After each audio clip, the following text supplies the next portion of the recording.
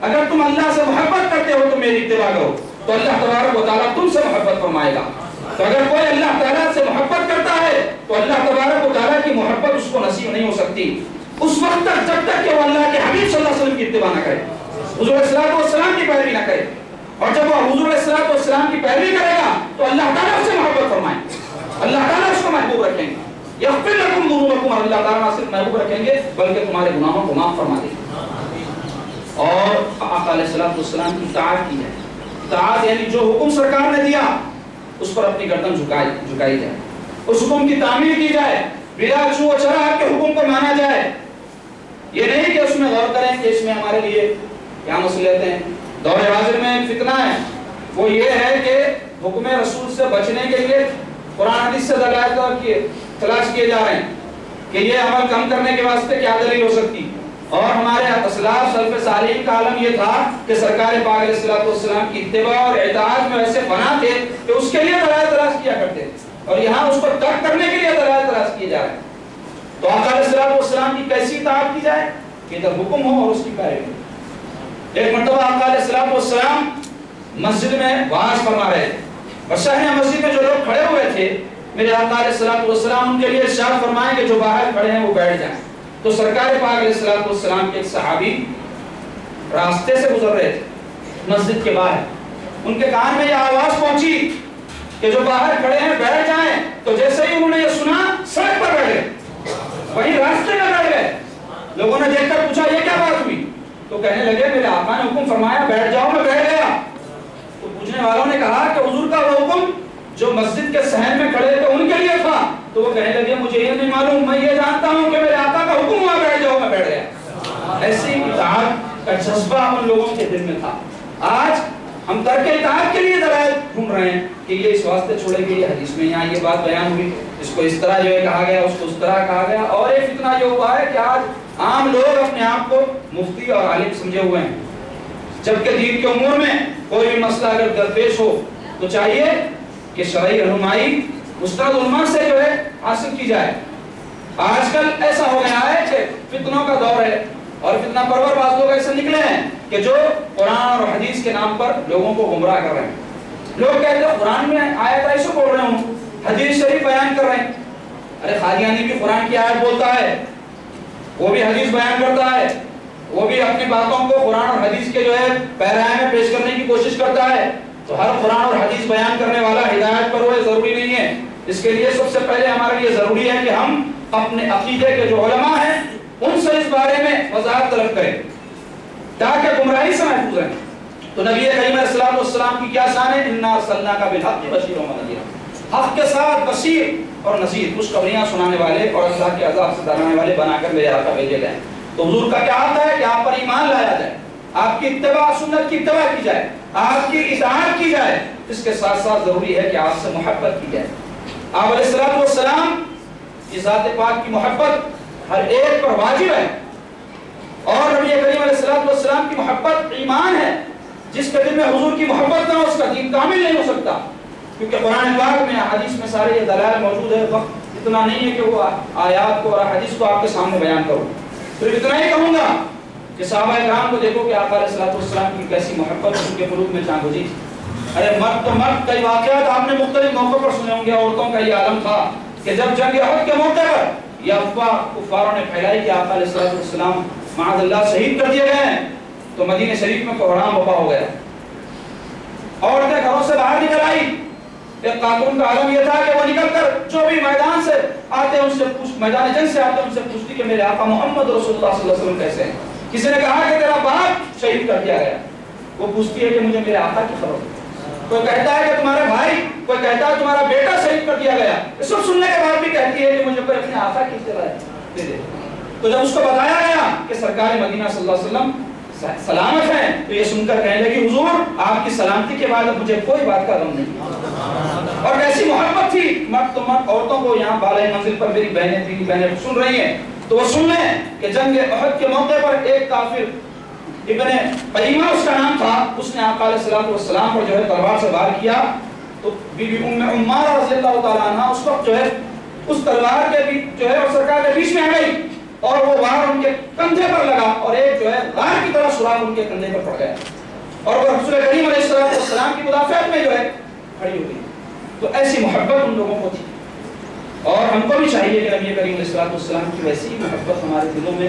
وہ تو بہت اعلیٰ درجے کی ان کی محبت کی, اس کا ایک ذرہ اگر اللہ تعالیٰ عنایت فرماتے تو یہ بہت بڑی دولت ہو جائے گی دنیا اور آخرت میں ہمارے لیے. اس کے ساتھ ساتھ نبی کریم علیہ السلام کا ادب اور تعظیم. اللہ رب العزت ارشاد فرماتے ہیں قرآن مجید میں لا ترفعوا اصواتکم فوق صوت النبی. نبی کریم علیہ السلام کی آواز کے آگے اپنی آواز کو تک بلند نہ کرو. اس بات کا صحابہ اکرام کو حکم دیا جا رہا ہے. تو پھر ہم کیا چیز ہیں, ہماری کیا حیثیت ہے؟ ویسے اکرام والے اللہ کے بندے, اللہ جن سے راضی ہے, ان کو اس بات کا حکم دیا جا رہا ہے. تو یہ قیامت تک کے واسطے ادب رسول اللہ رب العزت نے تمام جو ہے مسلمانوں کو سکھا دیا کہ حضور صلی اللہ علیہ وسلم کی تعظیم دلوں میں, اور جو ذرا سی گستاخی کسی بھی معاملے میں حضور صلی اللہ علیہ وسلم کی کرتے ہیں ان کا ایمان جو ہے چلا جاتا ہے. اللہ تعالیٰ قرآن مجید میں یہ وعید بیان فرمایا اسی آیت کے اختتام پر. اس کے ساتھ ضروری ہے کہ نبی کریم علیہ السلام کا ذکر ہمیشہ ہماری زبان پر رہے. یہ حق ہے آپ علیہ السلام کا آپ کی خدمت پر. رسول کریم علیہ السلام پر کثرت سے درود بھیجیں کیونکہ ذکر سرکار کی ہیں بڑی برکتیں. مل گئی راحتیں عظمتیں رفعتیں, میں گناہگار تھا بے عمل تھا مگر مصطفیٰ نے مجھے جنتی کر دیا. سرکار علیہ السلام کا ذکر ہمیشہ جو ہے مومن کی زبان پر رہنا چاہیے. کثرت سے سرکار پہ درود پڑھنا چاہیے. یہاں تک کہ بزرگوں نے کہا ہے کہ اگر کوئی کسی شیخ کامل کی تلاش میں ہے اور وہ اس کو نہیں مل رہا ہے تو اگر وہ کثرت سے درود پڑھے تو اللہ رب العزت اس کی برکت سے ویسے شیخ کے متعلق رہنمائی فرما دے گا. تو چاہیے کثرت سے حضور علیہ السلام کی درود پڑھیں. حضور پر درود پڑھنے کی نہ صرف تاکید ہے قرآن مجید میں بلکہ فضیلت احادیث میں سرکار پاک علیہ السلام نے اس بارے میں خود بیان فرمائی. اور درود شریف پڑھنے سے ایمان ہمیشہ اضافہ ہوتا ہے. درود شریف پڑھنے سے گناہوں کی مغفرت ہوتی ہے. درود شریف پڑھنے سے درجات کی بلندی نصیب ہوتی ہے. ایک عورت حضرت امام حسن بصری رحمۃ اللہ علیہ کی خدمت میں آئی اور گزارش کی حضرت میری بیٹی کا انتقال ہو گیا, میں خواب میں اس کو دیکھنا چاہتی ہوں, کوئی وظیفہ وغیرہ بتائیے. تو حضرت اس کو ایک وظیفہ بتائے. وہ وظیفہ سیکھ کے گئی, جا کے وظیفہ پڑھی. کچھ دن کے بعد میں حضرت کی خدمت میں آ کے اور گزارش حضرت آپ کے بتائے وظیفے کو میں پڑھی تو خواب میں نے اپنی بیٹی کو دیکھ لیا, لیکن حضرت میں نے دیکھا کہ وہ عذاب خبر میں مبتلا ہے. یہ سن کر جو ہے حضرت بھی مغموم ہو گئے. مسلمان لڑکی تھی, نہیں معلوم کیا گناہ کری, عذاب قبر میں مبتلا ہے. کچھ دن کے بعد میں حضرت خواب دیکھے ایک نوجوان لڑکی ہے جس پر رحمتوں کی بارش ہو رہی ہے, اس کی قبر نور سے جو ہے معمور ہے. تو حضرت پوچھے لڑکی تو کون ہے؟ اور گزاری حضرت میں وہی لڑکی ہوں جس کی ماں آپ کے پاس آئی تھی مجھے خواب میں دیکھنے کے بعد سے وظیفہ طلب کرنے. تو حضرت فرمایا تیری ماں نے تو مجھ سے کہا تھا کہ تجھ پر عذاب قبر ہو رہا ہے. تو وہ لڑکی کہی حضرت میری ماں نے جو کہا تھا وہ سچ کہا تھا, لیکن ایک دن کیا ہوا کہ اس قبرستان کے پاس سے جس میں میں دفن ہوں ایک مرد صالح کا گزر ہوا اور اس نے آقا علیہ السلام پہ درود بھیجا تو اللہ تعالیٰ نے اس درود کی برکت سے مجھ پر سے اور میرے ساتھ تمام قبرستان والوں کے اوپر سے عذاب اٹھا لیا. سرکار پاک پر درود پڑھنے کی بڑی فضیلتیں ہیں. یہ خود ایک مستقل عنوان ہے جس پر بہت کچھ جو ہے کہا گیا لکھا گیا ہے. اس کے ساتھ ساتھ چاہیے کہ نبی کریم علیہ السلام کے اہل بیت سے, آپ کے اصحاب سے, آپ کی امت کے اولیاء سے, آپ کی امت کے علماء سے, صالحین سے, ساروں سے ہمارے دلوں میں جو ہے محبت ہو. اور محبت ایک دل کا فعل ہے. ایسا نہ ہو کہ محبت دل کی دل میں رہ جائے. محبت اگر دل میں ہوتی ہے تو جس سے محبت ہوتی ہے محبت کرنے والا اپنے محبوب کی اطاعت اور فرمانبرداری بجا لاتا, کبھی نافرمانی نہیں کرتا, کبھی حکم عدولی نہیں کرتا. تو نبی پاک علیہ السلام کی محبت کا تقاضا یہ ہے کہ حضور کی اتباع اور اطاعت کی جائے. آج کے یوم ہمارے دلوں میں مسرت اور شادمانی بڑھ جاتی ہے اور ایک جذبہ اور جوش دل میں پیدا ہو جاتا ہے. تو ایسا نہ ہو کہ جوش و جذبہ صبح پیدا ہو کر شام میں ختم ہو جائے. ہمارا دین کوئی جو ہے سیزنل دین نہیں ہے یا سیزنل اس کی تعلیم ہے. جو بھی تعلیم ہے ہمارے دین کی وہ زندگی کے ہر جو ہے معاملات میں ہم کو اللہ کے حبیب صلی اللہ علیہ وسلم کی اتباع کی تعلیم ہمارا دین دیتا ہے. تو یہ آج کے یوم جو ہمارے دلوں میں جوش جذبہ حرارت پیدا ہوئی ہے اس کو باقی رکھنا ہے. اور آئندہ میلاد النبی تشریف لانے تک اللہ اگر زندہ رکھے تو سرکار پاک علیہ السلام کی اطاعت میں اس اپنی جوش اور حرارت کو خرچ کرنا ہے، رسول پاک علیہ السلام کی اتباع میں اس حرارت کو خرچ کرنا ہے۔ یہ نہ ہو کہ جیسا جیسا وقت آج کے بعد گزرتا جائے پھر ہم جو ہے اپنی مرضی اور اپنے منشا کے مطابق زندگی گزاریں۔ ہمارے سو کر اٹھنے سے دوبارہ سونے تک، پیدا ہو کے مرنے تک اگر ہم چاہتے ہیں کہ اللہ تبارک و تعالی ہماری زندگی سے راضی ہو جائے تو وہ راستہ ایک ہی ہے، وہ حبیب کبریا صلی اللہ علیہ وسلم کی اتباع اور اطاعت ہے۔ تو آج کے یوم نہ صرف ہم کو خوش ہونا ہے، آج کے یوم نہ صرف ہمارے دل خوشی سے سرشار ہونا ہے، بلکہ اس کے ساتھ ہم کو آج کے دن عہد کرنا ہے۔ میں کہوں گا اس کو یوم العہد بنایا جائے کہ ہم آئندہ میلاد النبی صلی اللہ علیہ وسلم تک نبی کریم علیہ السلام کی اطاعت اور اتباع کی پوری کوشش کریں گے۔ ہماری زندگی میں ہمارا ہر قدم آقا علیہ السلام کے حکم کی تعمیل میں اٹھے گا، حضور کی ہرگز نافرمانی نہیں کریں گے، ہمارا جینا اور مرنا حضور کے لیے ہو جائے گا۔ ایسا ہے ہم اللہ کی جناب میں کریں۔ اللہ رب العزت سے دعا کرتا ہوں کہ مولا تعالیٰ ہم کو توفیق عطا فرمائیے، آقا علیہ السلام سے حقیقی محبت نصیب فرمائیے۔ اے اللہ رسمی اور دعوت کے کاموں سے ہم کو محفوظ رکھیے۔ اے اللہ ہمارا ہر عمل آپ کے حبیب صلی اللہ علیہ وسلم کی اور آپ کی خوشنودی کے لیے ہو جائے۔ اے اللہ ہم کو ہدایت نصیب فرمائیے، ہم میں جو بیمار ہیں ان کو صحت کاملہ و عاجلہ عطا فرمائیے۔ اے اللہ ہماری محفل میں موجود مفتی حضرت عظیم الدین صاحب قبلہ کو صحت و عافیت عطا فرمائیے۔ اے اللہ ان کے فیوز و برکات سے تمام مسلمانوں کو بہرمند فرمائیے۔ صلی اللہ تعالی علی سیدنا محمد وعلی آلہ وصحبہ اجمعین برحمتک یا ارحم الراحمین والحمد للہ رب العالمین۔ اس سے قبل کے زیارت آثار مبارک کروائی جائے، میں آپ تمام حضرات سے اس بات کی خواہش کرتا ہوں کہ تمام حضرات بادب اپنے جگہ پر کھڑے رہیں اور درود شریف پڑھتے رہیں، یا سلام اگر پڑھا جائے تو سلام دہراتے رہیں، اور گڑبڑ نہ کریں، کیونکہ سرکار پاک علیہ السلام کی مبارک زیارت کے دوران بھی آداب کو محفوظ رکھنا لازمی اور ضروری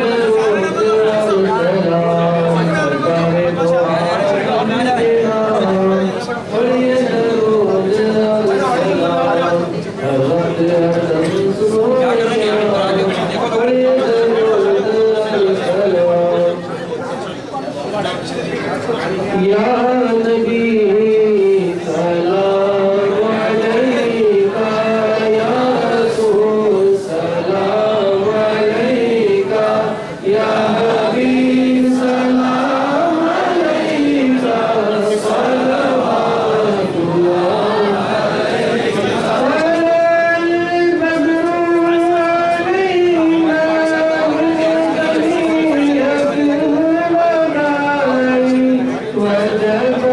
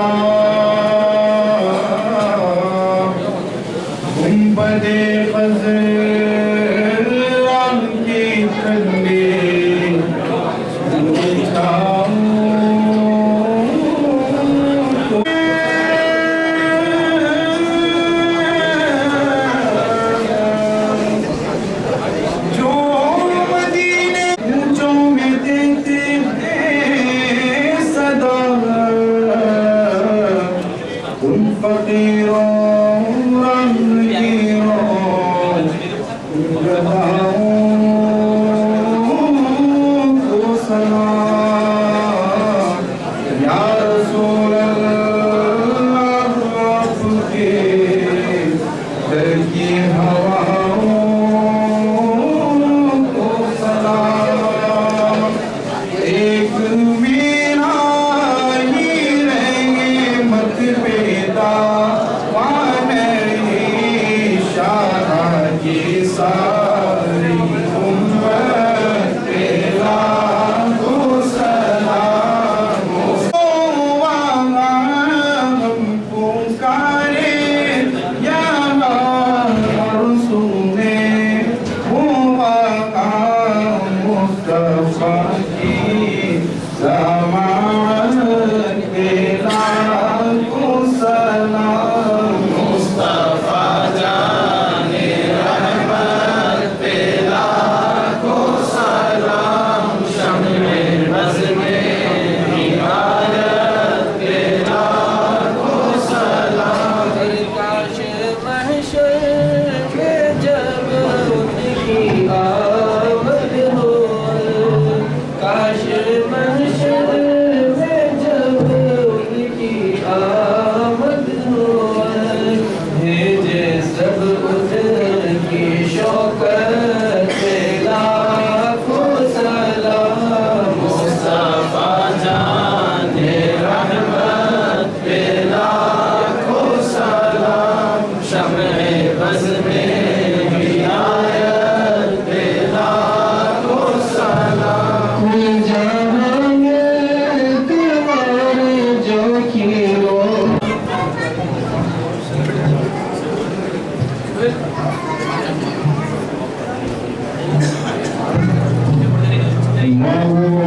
محمد صلی اللہ علیہ وسلم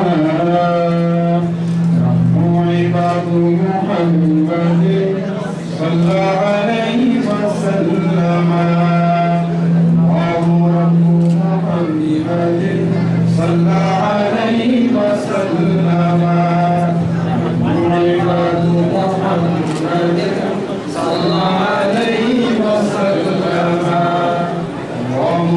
محمد صلی اللہ علیہ وسلم عباد محمد صلی اللہ علیہ وسلم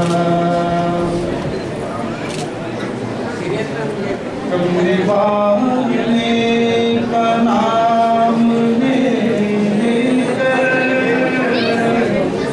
بے سہارے سلام کرتے ہیں حاجیوں مصطفیٰ سے کہتے نا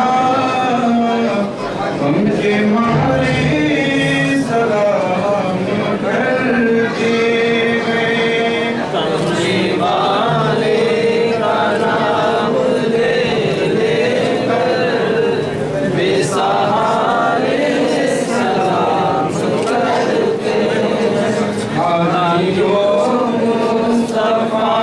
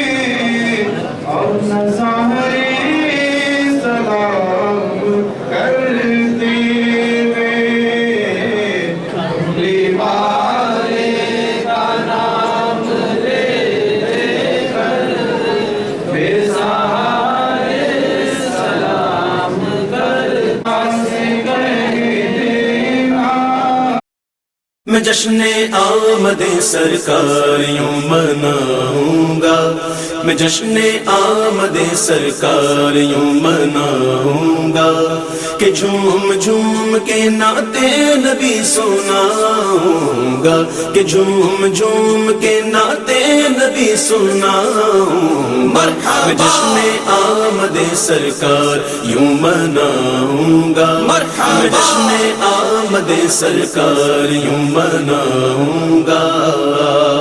جھوم جھوم کے سارے بولو مرحبا، جھوم جھوم کے سارے بولو مرحبا، جھوم جھوم کے سارے بولو مرحبا، میں جشن آمد سرکار یوں مناؤں گا، میں جشن آمد سرکار یوں مناؤں گا۔ ولادت شگیدی کا مہینہ آیا ہے، ولادت شگیدی کا مہینہ آیا ہے، ولادت شہیدی کا مہینہ آیا ہے، گلی مکان دکان آج سب سجاؤں گا، گلی مکان دکان آج سب سجاؤں گا کہ جھوم جھوم کے نعتِ نبی سناؤں گا، میں جشن آمد سرکار یوں مناؤں گا، میں جشن آمد سرکار یوں مناؤں گا۔ جھوم جھوم کے سارے بولو مرحبا، جھوم جھوم کے سارے بولو مرحبا، جھوم جھوم کے سارے بولو مرحبا، میں جشن آمد سرکار یوں مناؤں گا، میں جشن آمد سرکار یوں مناؤں گا۔ خدا کے فضل سے پھر 12ویں کی رات آئی، خدا کے فضل سے پھر 12ویں کی رات آئی، خدا کے فضل سے پھر 12ویں کی رات آئی، دل حزین میں خوشی کے دیے جلاؤں گا، دل حزین میں خوشی کے دیے جلاؤں گا کہ جھوم جھوم کے نعتِ نبی سناؤں گا، میں جشن آمد سرکار یوں مناؤں گا، میں جشن آمد سرکار یوں مناؤں گا۔